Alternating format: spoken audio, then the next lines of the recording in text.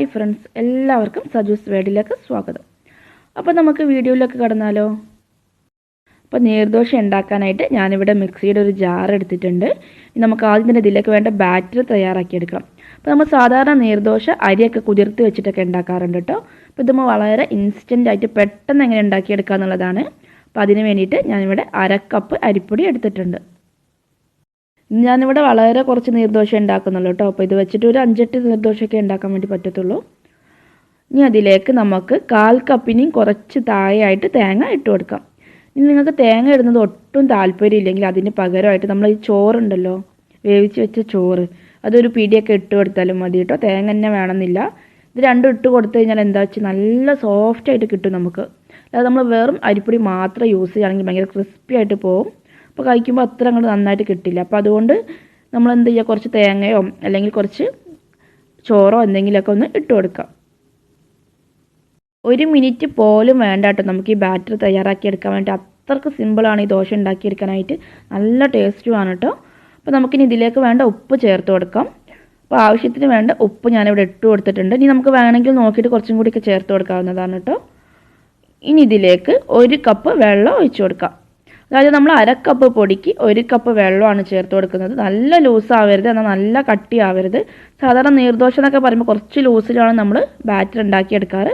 അപ്പോൾ അതിന് വേണ്ടിയിട്ട് 1 കപ്പ് വെള്ളം ഒഴിച്ചു കൊടുത്തിട്ടുണ്ട്.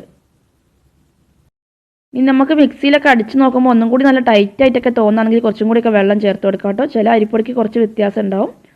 ഇതിലേക്ക് 1 ടീസ്പൂൺ ഓയിലും കൂടി ഒന്ന് ഒഴിച്ചു കൊടുത്തിട്ടുണ്ട്. അത് ഒട്ടിപ്പിടിക്കാതൊക്കെ നന്നായിട്ട് കിട്ടാൻ വേണ്ടിയിട്ടാണ്.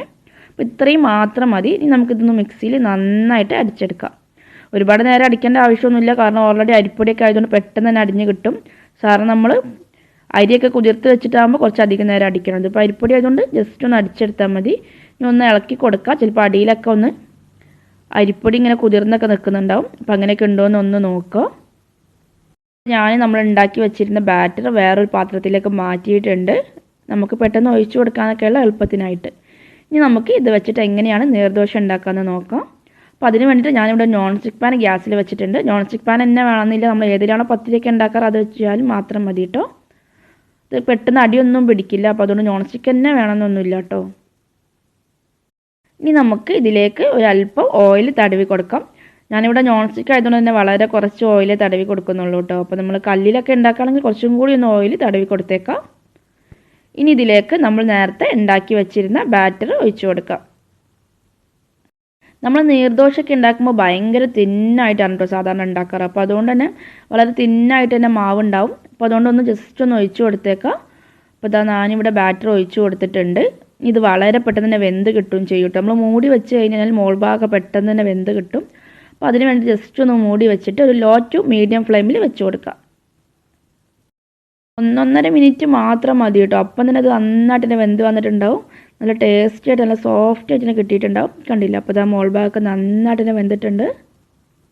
നമ്മളിതിലേക്ക് തേങ്ങയൊക്കെ ചേർത്തുകൊണ്ട് തന്നെ നല്ല സോഫ്റ്റും ആയിട്ടാണ് കേട്ടോ ഉള്ളത്.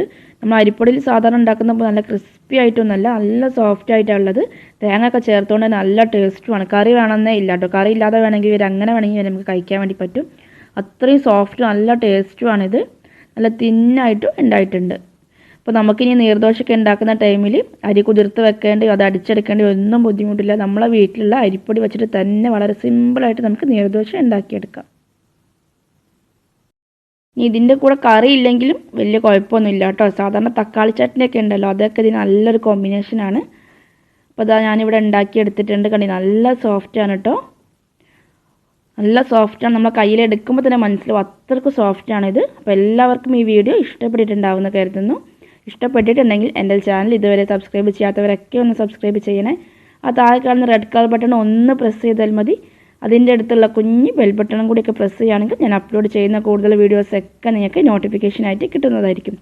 അതേപോലെ എൻ്റെ പ്രീവിയസ് വീഡിയോസൊക്കെ ഒന്ന് പോയി കാണണേ. Thank you.